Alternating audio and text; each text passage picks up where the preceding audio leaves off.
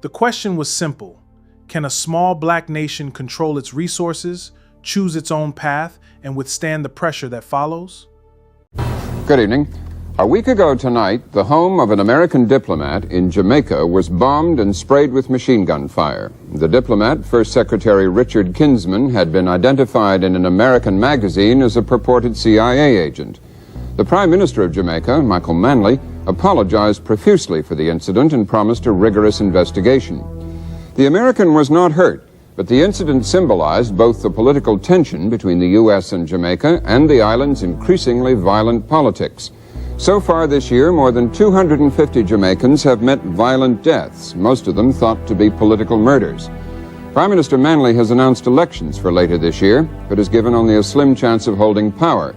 The island's economy is staggering under rising energy prices and other troubles attributed to Manley's socialist economic policies. The island is heavily in debt to North American banks. In 1978, it secured large credits from the International Monetary Fund to finance recovery. But talks to refinance that broke down in March. Edward Seaga, the opposition leader, claims that Manley is taking the island down the road to Marxism. That anxiety is alive in Washington as the administration surveys the increasing political turmoil in the Caribbean as a breeding ground for Cuban or Soviet mischief. Tonight, a close-up view of Jamaica's dilemma and Manley's struggle to be both independent and solvent through the eyes of a British reporter, Bernard Falk. His filmed report was broadcast by the BBC 2 weeks ago. It begins last March as Manley travels to Grenada, the former British colony which set up a Marxist government friendly to Cuba after a revolution a year ago. In the uniform, Daniel Ortega, Sandinistan revolutionary from Nicaragua. In the tropical leisure suit, Michael Manley, Prime Minister of Jamaica. He's a self-appointed elder statesman of the Third World, and as such is warmly greeted by Comrade Prime Minister Maurice Bishop, who seized power in Grenada a year ago. All these men head countries greatly influenced and inspired by Fidel Castro's Cuba.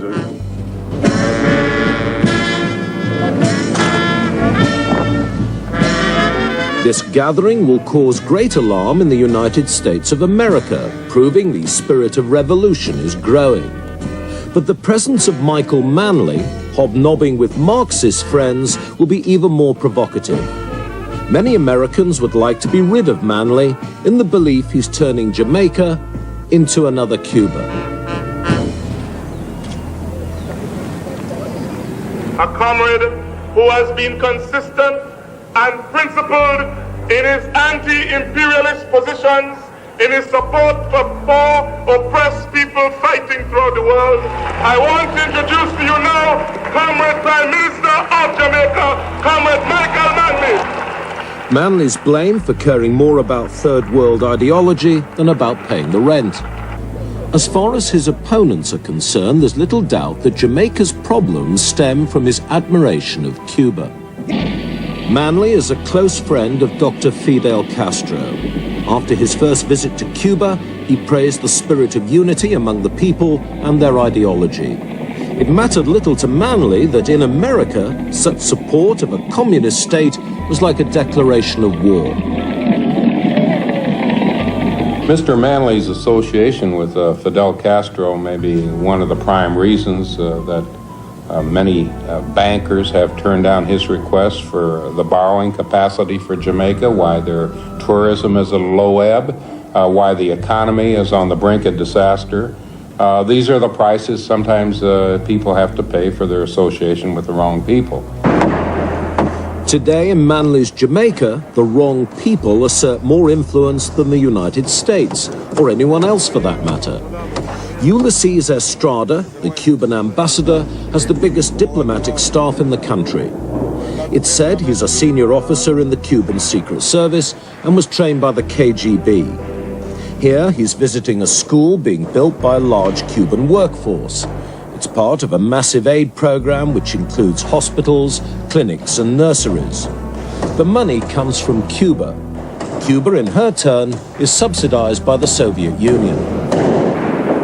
There's no question in our mind, and we have been warning the country about this since 1975, and the country has now come more so to believe our view than the opposite view contended, that Manley's ultimate aim is to take Jamaica into the Cuban orbit and to transform the society into a Cuban-type society.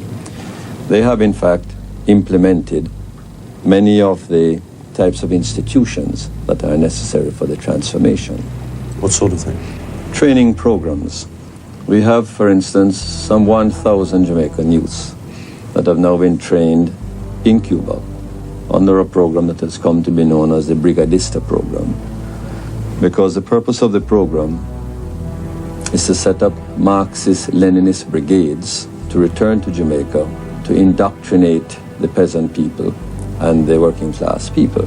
The relationship with Cuba arises partly because Cuba is our closest neighbor, partly because Jamaica has always had a friendship that is traditional, really. With Cuba, it goes back into the 19th century. We find that we both share a deep commitment to the liberation process. We take a similar view of Nicaragua. We take a similar view of South Africa. We took a similar view of Ian Smith. Do you take a similar view of America? No, I don't think we take a similar view of America. I think they have, of course, a very unusual and painful experience. Do you think that your support of Dr. Castro and a certain number of his causes, that having Cubans here, has helped to antagonize the United States towards Jamaica? Well, first of all, I've never supported Dr. Castro and his causes. I have discovered points where we have similar causes. We share causes. I don't support his causes, nor he mine for that matter. But that the relationship has contributed to and been the cause of strain with the United States, of that there's no question. It's a matter of principle. Why did you do it? Because it is a matter of principle. Because to me it is an absolute matter of principle, and it isn't negotiable, and it will never be, no matter what price is paid. It is not negotiable for me to believe that a small country has to determine its policy by reference to what some powerful neighbor feels. Comrades, all I can say, the international community has been run by the big powers for hundreds of years, and where are we? Where are we? Upsetting Jamaica's powerful neighbour seems to have been a Manley speciality. When he came to power in 1972, he moved into head-on conflict with the interests of American big business. Bauxite is big business. It's the raw material from which aluminium is made. It's only found in a handful of countries, and Jamaica has 2 billion tons of it. Before Manley came to power, the entire Jamaican bauxite industry was controlled by 6 North American companies. The country's greatest natural asset belonged to someone else. The Jamaicans received only a pittance in royalties, about $40 million a year. After they were elected, Manley's government began to negotiate with the bauxite companies, and after fierce resistance began to buy into the industry, mainly by compulsory purchase.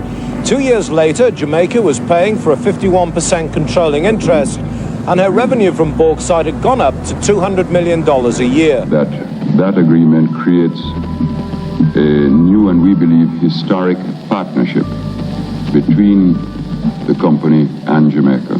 He also formed the International Bauxite Association, a producers' cartel similar to OPEC in the oil industry.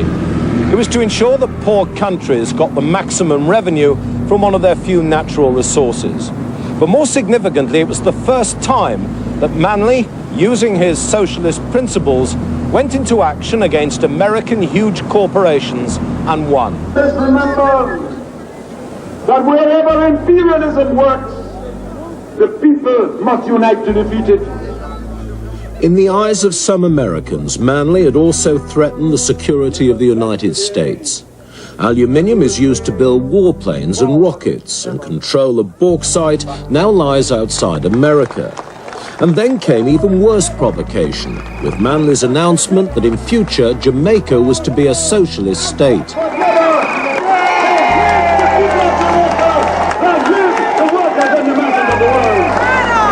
They came along with a lot of remarkable statements about their socialism and so on. and that they didn't want any wealthy people here and so on, and that they were going to take over the commanding heights of the economy. And they frightened away every foreign investor that we had, and a lot of local investors at the same time. Why were they frightened? In what way? Because they were threatened. They were told that they were not the sort of people that were not wanted here, that Jamaica was going to be a socialist country, and that the capitalist was no longer welcome. America was called a wicked imperialist capitalist nation, an exploiter, and the whole ambience of the place was very frightening to any kind of investment. The biggest deterioration in Jamaica's relations with the United States came in 1975.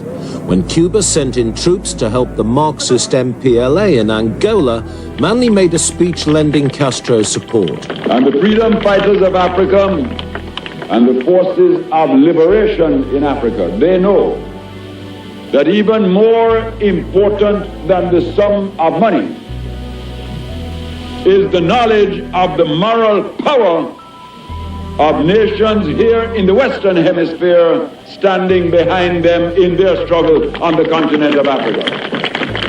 It got Kissinger extraordinarily angry. It did indeed. It did indeed.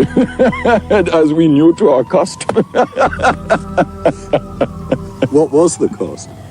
The cost, well, I think that they all played their part. You know, all of a sudden, all aid dried up in that year, and, you know, we began to feel all sorts of pressures of the kind we were just discussing. You know, the destabilization technique really was quite masterly in '76.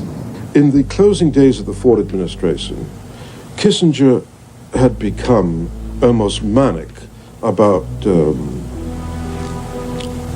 obliterating Manley, getting rid of Manley. A year later, Jamaica held a general election, the most violent in the country's history. Manley's supporters shot it out with members of the JLP, the opposition party. There was murder and rioting on both sides. Manley won the election amidst claims and counterclaims that much of the violence was caused by an American plot to get rid of him, including help for his opponents by the CIA. There is no question that there was a sustained and painfully effective destabilization process to which Jamaica was subject in the latter part of 1975 and increasingly in 1976. Can you just give me some examples of that? Yeah. For example, things like this would happen. It would be known that some famous syndicated columnist of the United States was going to come to spend a week resting in some villa. And mysteriously, the first night he's there, gunmen would arrive and start firing guns round and round his villa. Nobody would be hurt. By the next morning, he's in a state of terror. He flies home, and 79 newspapers across America read the story of the violent, terrible society disintegrating with gunmen the next morning. So you get the next few thousand tourist cancellations. That's the simplest example I can give. That happened. Another technique, for instance, is if you have a predisposition, as in Jamaica, to ghetto gang warfare, it's very easy to penetrate the gangs with agents provocateurs and stimulate them to really create mayhem. Are you saying the CIA was operating here? Our impression is that the CIA had a hand in what happened in 1976. In what way? That was our information. Well, in the way, for instance, that they would have done in Chile. Nobody denies it in Chile. It's always denied in Jamaica. Mr. Manley told me that he thought there was a deliberate policy of destabilization from the United States to get rid of him. Well, I hope that that makes better politics in Jamaica, that it makes sense with regard to the United States. It's not true. It's not true. There's no doubt that elements of the United States system were involved in 1976. They deny it, and I hear their denial, and I have said often that I'm not satisfied with the denial because all our information is that they were involved in 1976. I must say that since the Carter administration, there is no evidence of any overt hostility towards Jamaica. There's no evidence of that. There is great hostility among certain elements of their system You'll find elements in their Congress that are hostile about Jamaica as this friend of Cuba and non-aligned country and third world business, and all this happens. And certainly that has had a tremendous effect on investment. It has slowed down investment, and we paid high prices. Manley believes the highest price he's had to pay is the collapse of the Jamaican economy. This is Kingston International Airport, and the conveyor belt transporting luggage looks like a mobile supermarket. Domestic goods unobtainable here are brought in by passengers from North America. Without foreign exchange, Jamaica is running out of the basic commodities people need to live. What things are you short of here? The basic commodities: rice, flour, cod fish, oil, bread. No bread? No bread. Is this a typical day? Yes, it's a typical day. Why can't you get the things? Well, it's all due to the economic situation in the country. We haven't got any foreign exchange. Since 1972, we have had 7 negative years of growth. The only country in the world. There's no other country in the world that has that record. Since 1972, our reserves have plunged from $157 million to minus $600 million. We have a record in the world that no other country has. When a country goes broke, its people go broke with it. Unemployment is now around 30%, and factories are closing down daily. At this plastics factory, workers have been laid off, and half the remaining workforce sits idle, the machines covered up. Without foreign exchange, the company cannot import raw materials. The Bank of Jamaica is broke, £130 million in debt. On the walls of Kingston, Manley's opponents know where to put the blame. IMF is Manley's fault. Senior Albertelli, a banker with the International Monetary Fund, came to Jamaica to negotiate a small loan on top of the $1 billion the country already owes. He demanded an end to ambitious socialist programs the country couldn't afford. Manley and his party, widely blamed for gross economic mismanagement, refused to accept dramatic government spending cuts. Now the talks have broken down, Jamaica is all but bankrupt. The biggest loss Jamaica's suffered has been the drain of people, the desertion from their homes in the Kingston suburbs of the vital middle class. They're mainly living in America, their houses empty or rented out.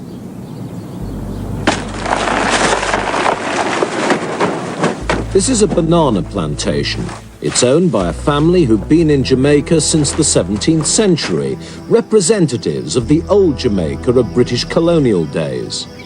When Manley was returned to power in 1976, Maurice Cargill, like thousands of others, sold up and moved away.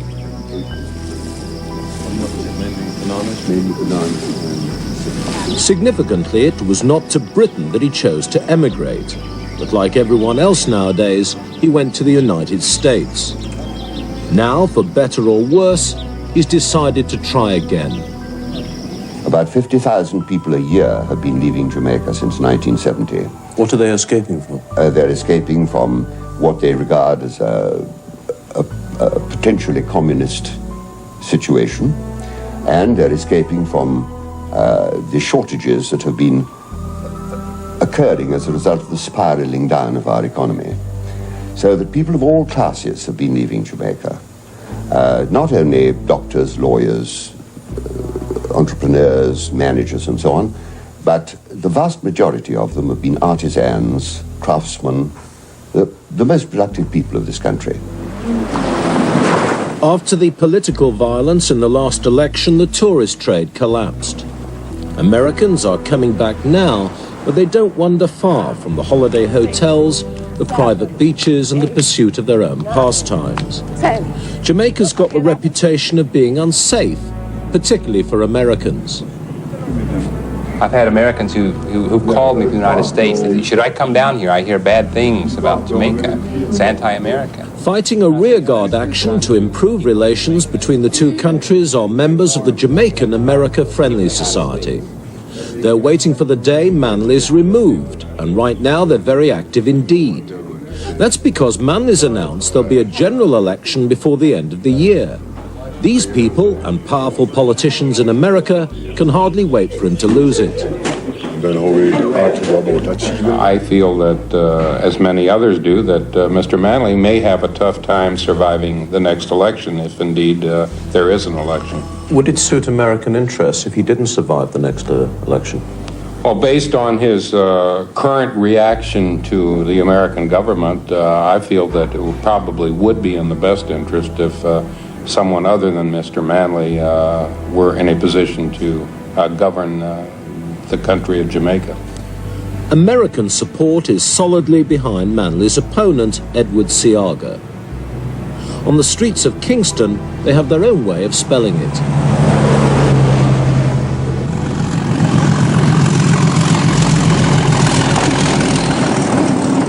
The railway line runs through a slum in the middle of Kingston. This is Manley's power base. Ironically, his supporters have suffered more than any from the collapse of Jamaica's economy. Once they had very little, now they've nothing at all. Yet they're fiercely loyal to the man regarded by the poor as a saviour. What would you do for Michael Manley? For Michael Manley? I'd move the world for Michael Manley, for the people's man. Yeah. Him see the people, him see the struggle of the people. Power for the last man, power for the people, all the while. Put up on people, power for the people, all the way. We are not afraid.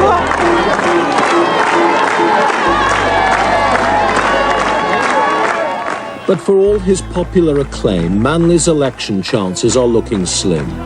That doesn't hurt the interests of his American critics still trying to discredit him and suggesting that he might move irrevocably to the left. It's very possible that Jamaica may become a totalitarian state or attempt to do so. I found that politically, the highest priority in any government is self-preservation of the politician. And if Mr. Manley's eyes, he is not capable of re-election, the first sign will be a delay of the election and possibly a cancellation of any elective process. He's campaigning now. I mean, he said there's going to be an election. Well, that's entirely possible, but if polls begin to indicate that the electorate does not agree with the politician that's campaigning, and he's in a position of power to cancel or delay elections, then it's within the realm of possibility that election may not be held. It's been said to me that if you win the next election, because you have Marxists very powerful in your own party, that's the first major step towards you creating Jamaica into a totalitarian one-party state. People have said that to me. They said that before 1972. They said it before 1976. They said it before my father won his first election in 1955. They said it before the election that he lost in 49. They said it before the election that he lost in 44. They said it before the election that he lost in 67. They will go on saying it to the end of time. It's good politics to say it. It's a lie. Has it ever occurred to you? No, it has never occurred to me. It's just not relevant to the Jamaican situation. You have Marxists in your own party. Say you left the political scene. Your party would then be firmly in the hands of committed Marxists. No, this is a, you said this term, I heard you say that before, and I didn't want to be rude and interrupt you, about powerful Marxists in the party. What does one mean by that? I mean, I read Marx and think Marx is one of the most important thinkers in world history. Does that make me a Marxist in the sense in which you use the term? You have Marxists in your party who exercise enormous amounts of influence. A lot of people who have read Marx, admire Marx, and think a lot of the Marxist analysis is relevant.